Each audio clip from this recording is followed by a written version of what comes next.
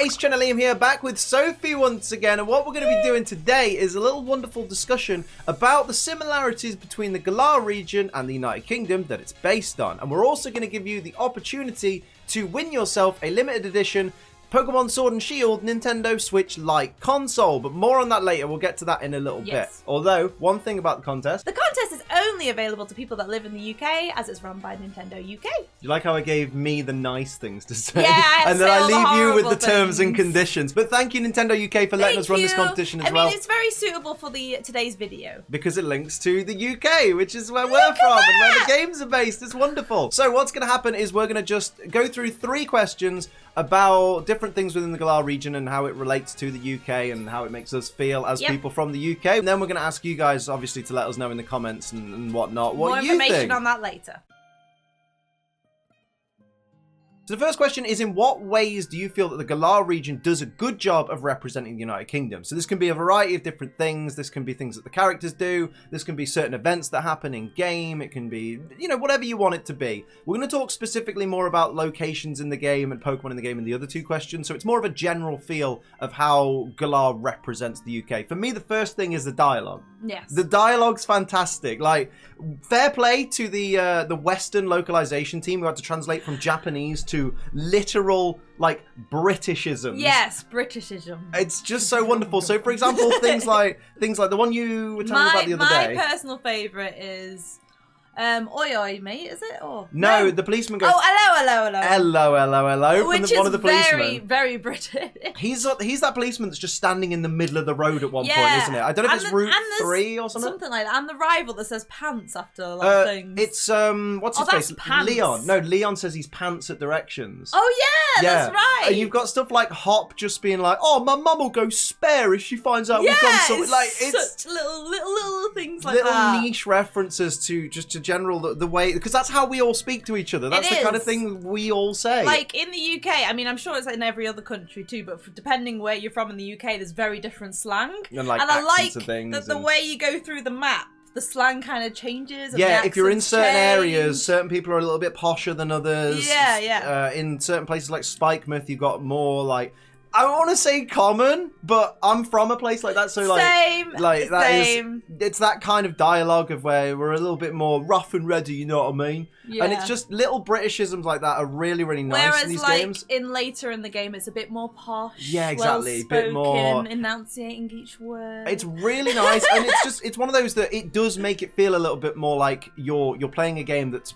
designed to be your home. Because no disrespect to America, but when I'm playing an American game and I'm reading dialogue, especially if there's no voice acting, it's like it doesn't feel as natural a conversation because they're not talking the way that I would speak if I was the character. They're not talking the way that people would speak to me in my local area if we were the characters. Whereas in these games, this is the closest I've been in a game to having a character talk to other people the way I would talk. And so the characters are saying things that I would say or that the people around me would say. As well. Just those little quirks and things that really make it feel like home. What's been captured really well for me is the railway. Oh, you like the railway? Yeah. In the first part of the game, you go to the railway station just to check it out, and they're like, currently out of business, and currently not running due to delays and stuff like that. out of service. And I'm just like, well done. That is Britain and our trains. Britain's railways to a never T. work. Never on time or never arriving. Like, to the point that in the game, I don't see the point of using the train. Because I'm just like... Who uses the train in the game? Apart from the obligatory story moment. Not to mention the way they built the train stations in themselves is very... It very resonates with how we have our train stations. They have the little store that's got the magazines and stuff on it. The little tiny magazine shop that's not really worth being there. Like the little waiting, like that little circle stool that everyone sits on in London.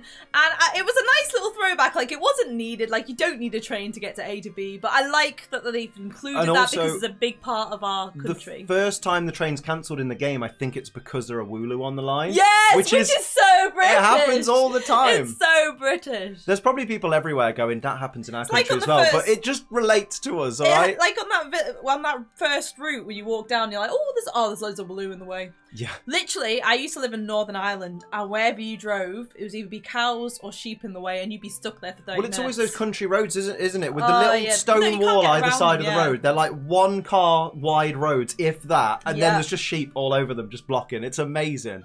Just little touches like that really make Galar feel like really does. Home. Yeah, 100%.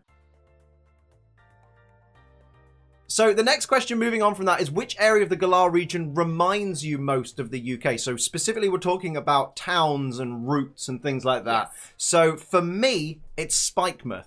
Spikemuth is this rundown, working class, bordering on like lower than working class kind of area. And I'm happy to say that because I'm from that kind of area. I'm from Derby in the Midlands, which is very much just a factory and football town and nothing else. I mean, I'm the same. I'm from here. A place called Runcorn in the UK, which is only famous for 2 pints of lager and a packet of crisps. 2 pints of lager and a packet of crisps. If you ever look up that show, unfortunately, that is exactly like what it is. That is Runcorn. That is Runcorn. And Spikemuth for me just kind of encapsulates that because, I mean, in Derby, we've literally got a shopping centre that appeared in 2007. Yeah. And slowly but surely, that has killed off any shop that isn't outside that centre is basically suffering at this point. Which is kind of similar because literally next door there is a massive town. Like, literally you go across to a tunnel. Literally through a tunnel and you get to, I think it's to Hammerlock. The Hammerlock, yeah. And then, so Hammerlock's super affluent, and then you've got Spikemuth off in the corner that's just really suffering because there's nothing there. And the fact the gym itself doesn't even have a Gigantamax thing. Dynamax, yeah. Dynamax thing. Well, same thing, isn't it? You said yourself, because you had a point about why you thought that was.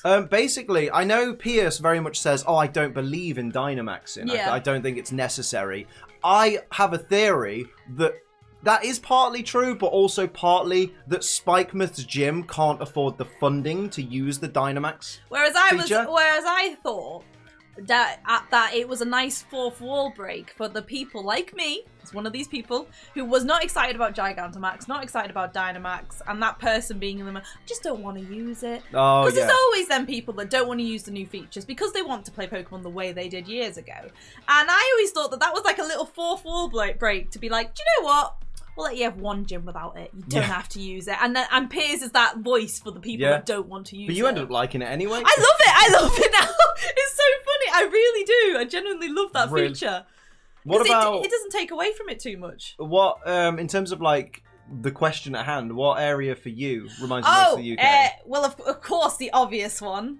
Windsor. Is it Wyndon? I always call it Windsor. Wyndon. Well, that's because it's London and Windsor combined, basically. Yes, because it's literally London, but not so much that it's like kind of shoved down your throat. Like there's the Big Ben replica. There's the Ferris wheel. Yeah, there's the big London Eye. It's literally London. I love that you can't get to the London Eye in it. Oh as no, well. you can't. Because it's so true. Because have you ever seen a queue for it? We had a Ferris wheel we could go on in Gen 5. We didn't need it again. No, but yeah.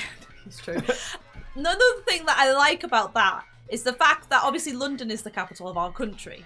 And this is where the epicenter of basically the league and everything else is, which is where it would be. It's where the entire endgame takes place. Yeah, exactly. If this country was a Pokemon-based country, guaranteed, without a doubt, this kind of thing would happen in London. Oh yeah, that would be. And it just makes so much sense. And my personal favourite touch is the phone box. Oh, aren't they because a bit nice? They're bloody everywhere. They are everywhere in the UK. In the UK, especially in London, they're everywhere. See, the UK and Galar are so similar, we forget whether we're trying to say Galar or UK because it's just, they're so interwoven, it's great. But that to me, that was one of those moments where I was like, just well done. Like I wanted to applaud the game because it's such a little thing, but it so resonates in my soul. Was that box? You're like, boom, phone box. And they used it too. They did? The guy hidden it. I love it. It was used. It was great because you can't actually use phone boxes. What people do in London now is just get pictures in them. Yeah, they just take pictures in them. No one's calling on everyone's got mobiles now. So that's my one, I would say. Aww. And the final question of the three is which Pokemon from the Galar region reminds us most of the United Kingdom? I'm going to let you go first. Yay! I get to go first this time. Yeah, which one for you? For me, it's going to be a Sinistea. Ooh. And obviously Poltergeist. Now, my reason for it is not only... Yes, okay. We are British and we drink tea. That's what we do. That's all we do. That's the first point of it, but that's not the only point.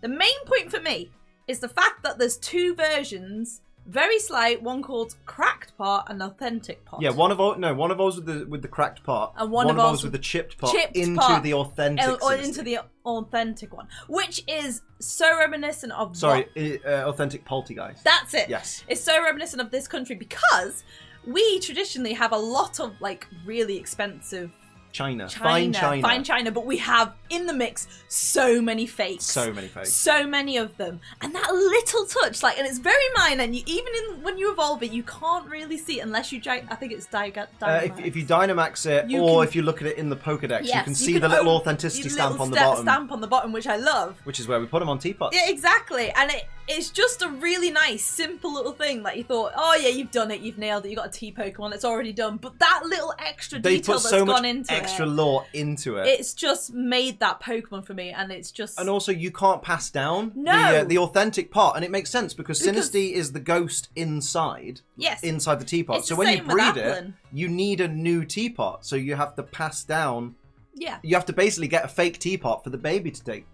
Yeah, exactly. I guess. Well, it's essentially, I think they always come with like a little cup, but then it's to evolve into the actual final thing. Is that it's like you haven't, like when sea creatures find a new shell. Yes, like hermit crabs essentially and stuff. that, which I love. I think that's great. That's a Pokemon to me that screams Britain. I mean, the one for me is a little more based in history, and that's my boy Berserker. Because for those who aren't aware, back in like the late 9th century, Vikings were everywhere in the UK. Like, the UK had been settled by the Anglo-Saxons who came over from the Germanic areas, and then the Vikings came over from Norway and were like, mate, we quite like this place, we'll probably settle here as well, and we'll just raid all the time. Like, the Vikings were everywhere in the UK, like, coming up to the end of the 9th century, and it was really, I was about to say really, really cool. It was quite bad for the Anglo-Saxons. They had a bit of a bad time. But they were everywhere. They founded the city of York, which was the Viking capital of England at the time, and just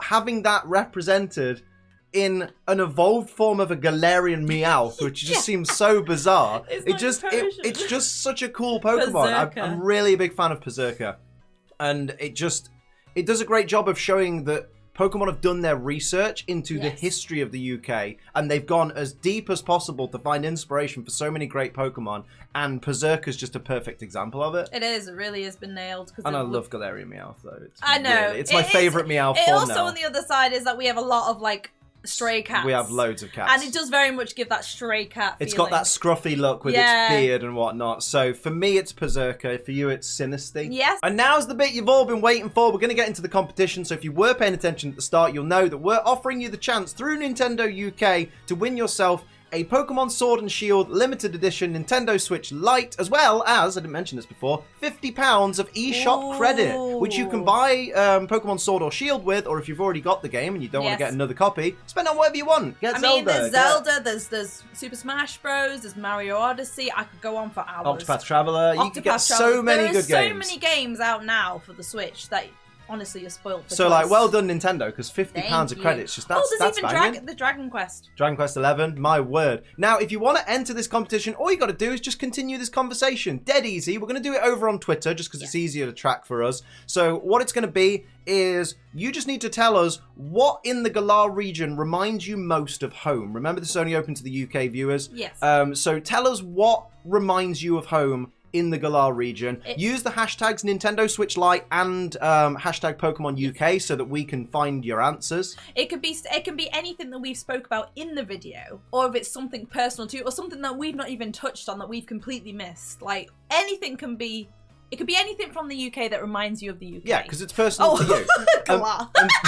Yeah, basically. And once it hits January the 6th, the competition will close and we will pick our favourite. Yes, we will. We'll look through all of them. We've got some reading and some homework to do. We're going to look through all of them. Whichever one is our favourite, we will get in contact with you to find out your email address. Make us laugh. So that we can then send your email address to Nintendo so that Nintendo can contact you and deliver your... prize. Your wonderful prize. So make sure you're thinking of some wonderful things for what reminds you of the UK, what makes you think of home when you play Pokemon Sword and Shield in Galar. We hope you are enjoying Sword and Shield. We freaking are. Favourite game now. Absolutely. You'll see us over on Twitch playing that. And of course, hit like if you've enjoyed this little video and you want more little discussions like this. And of course, hit subscribe if you're new. Enter the competition. I'll put the details in the description for anyone that missed it while we were blabbering about it. And of course, until next time, I'm Ace Trainer Liam. That's Sophie. Bye. Keep on training.